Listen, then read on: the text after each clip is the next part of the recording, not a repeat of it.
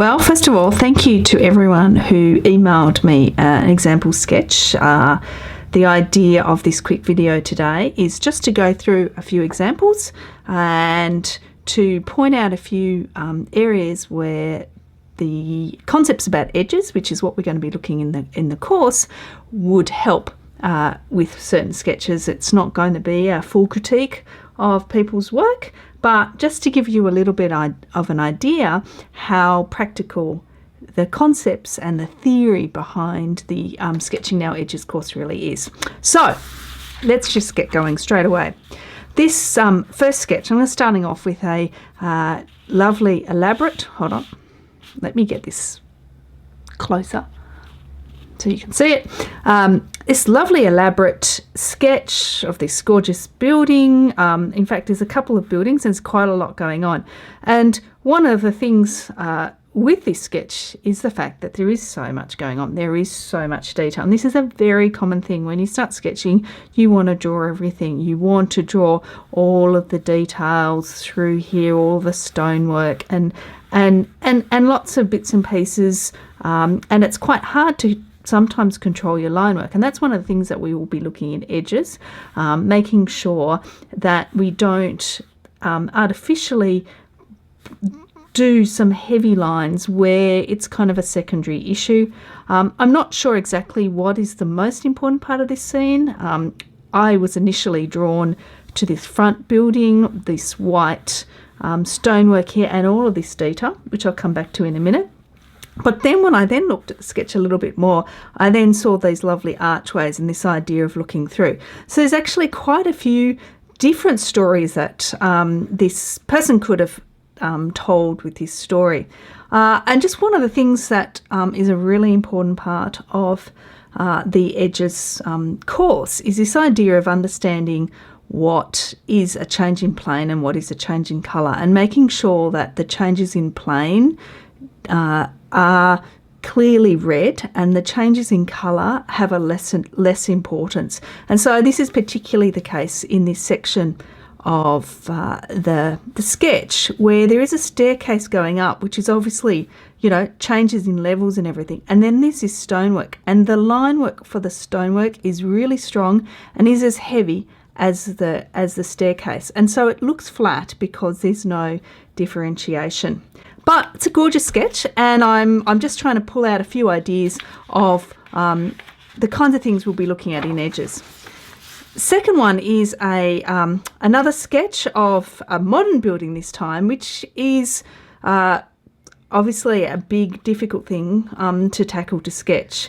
And these are things actually I talk even more in the buildings course, which will be re-released later in 2017. But at the moment, just a few things that follow on from the previous sketch is that idea of seeing the major changes in planes first, because I can't really read what's the important elements, and my eye's kind of drawn to these heavy details of the balcony.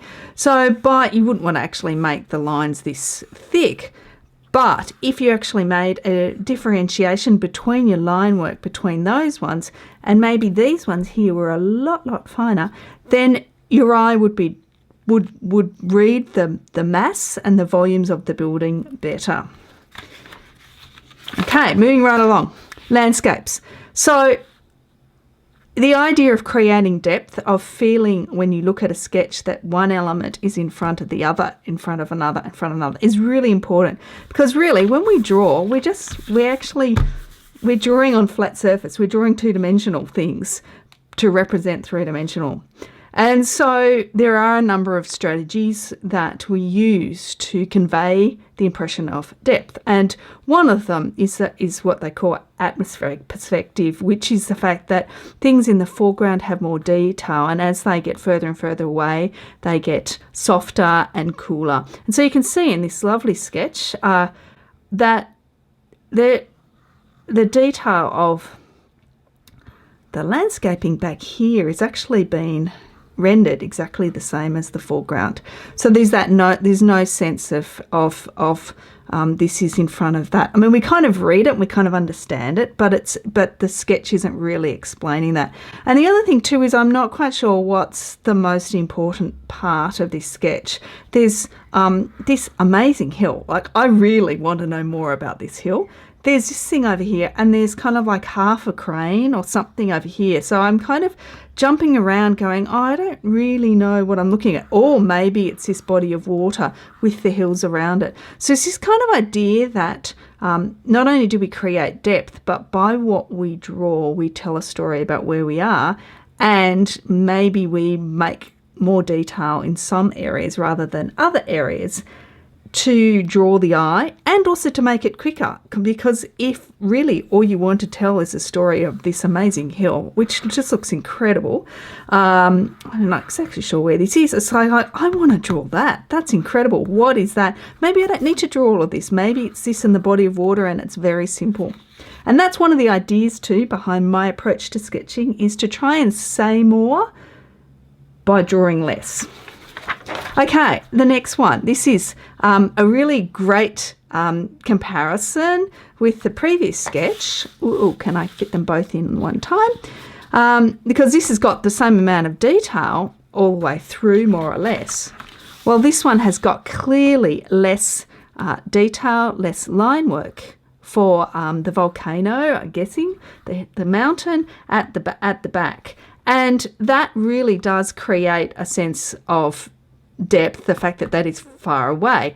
But in this particular sketch, our eye is actually drawn to the stronger edges and also contrast between light and dark. So in particular, this bit here, you know, is really drawing our eye. And there's also this big expanse of flat road, which our eye is drawn to. And I'm guessing that the idea of the story is we're standing in this road, we're looking at this road, and we're seeing this amazing mountain, volcano, whatever at the end of the street. So my, kind of idea is, well, maybe if we crop this to that kind of size, then we don't get distracted by all of this busyness and this darkness here, and we really just focus on the idea of foreground leading to volcano. Okay, next one. Now, this is a lovely sketch of somewhere in Akaroa, which is where I recently went in New Zealand. I love that place. And this is a gorgeous sketch of the church there, which I don't remember seeing. I certainly didn't sketch.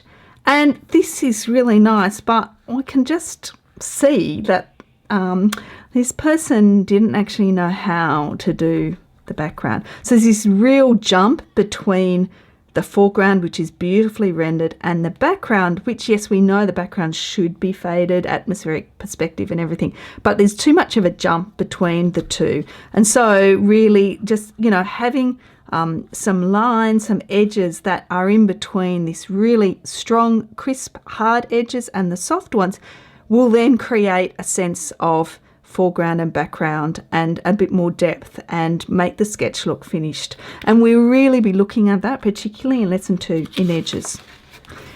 And then the last one, I think I said I only chose 5, but I think I've got 6.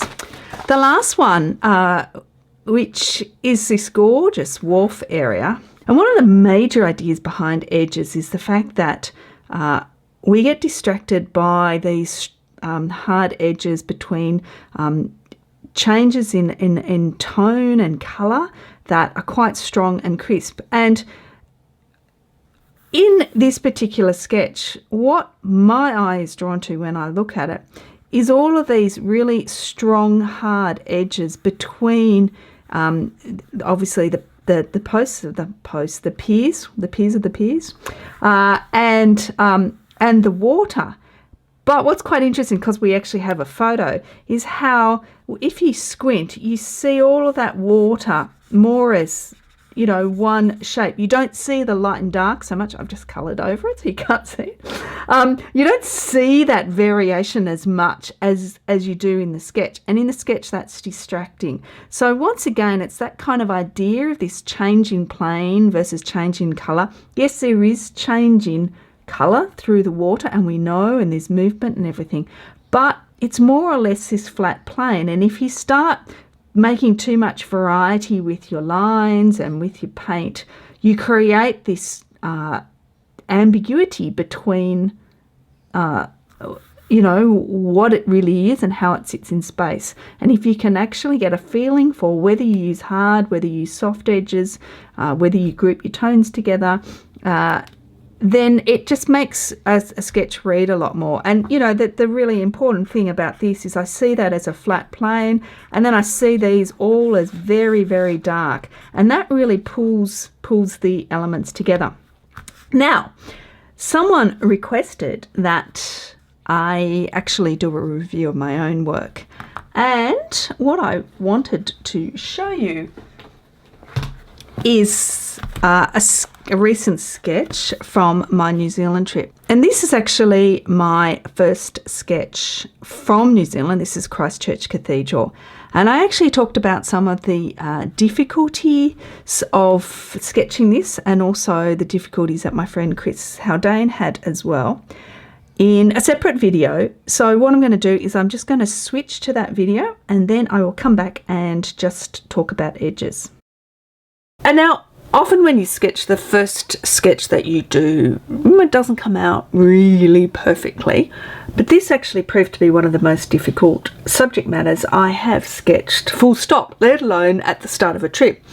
And both of us had quite a bit of trouble with this one, mainly because the centre of interest is actually the crumbled part of the cathedral and the framing, but the cathedral itself, the remaining part, is so complicated that there is a tendency to want to add the details. And although I'm normally pretty good at restraining myself from the details, I found this very difficult, and I wrote some notes to that effect. I even did a second sketch just highlighting the areas that I thought were important. And I wasn't really happy with this sketch that I actually posted to Instagram at the time, but we had arrived, I had to post something. And it really took us a couple of evenings talking about this particular sketch, because Chris had a similar issue with hers, to realise how to actually just tweak the sketch to make it feel a little bit better.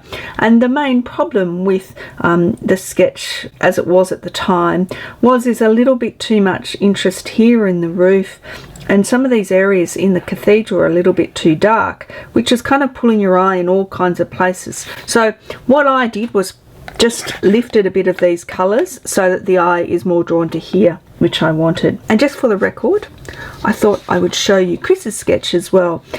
She had a similar problem, and one of the really tricky things about working very loosely with lots of white space in your washes is that on a complex scene it can get a little bit busy. And so Chris decided to actually tighten or neaten her sketch and infill a lot of the white gaps, lift some of the areas in order to get hers reading a lot better. And that's often the case too. If you actually work in a neater approach, it can be a lot easier to do complex scenes. But if you work loose and splashy, you've really got to focus on what's the focus. The very first sketch we did in New Zealand was a real struggle for us. Okay, now, so that video I was talking about the problems I had, and I just want to interpret that into Edges language and show you this particular sketch. So this sketch is the one that I did while I was trying to work out what to do with the main sketch. So this sketch is actually showing me where the important edges are. This is showing me where the major edges in planes, where the major information, the focus of my sketch should be these lines. This part of the sketch, the absolute devastation of the earthquake. And yet all of the other things in this sketch were so busy that they were distracting me from that. And one of the major parts of it was this roof pattern, which is quite strong, but it's actually a flat surface decoration. And it's a really great example of how easily it is to get your sketch out of whack by putting too much emphasis onto surface decoration, which is only a change in colour, not a change in plane. And then, of course, I then tried to make sure that these edges, this is the darkest part, so the edge between the light and the dark drew your eye to it, as opposed to other bits in this area which were a little bit which were a little bit darker in the original sketch which I did on site.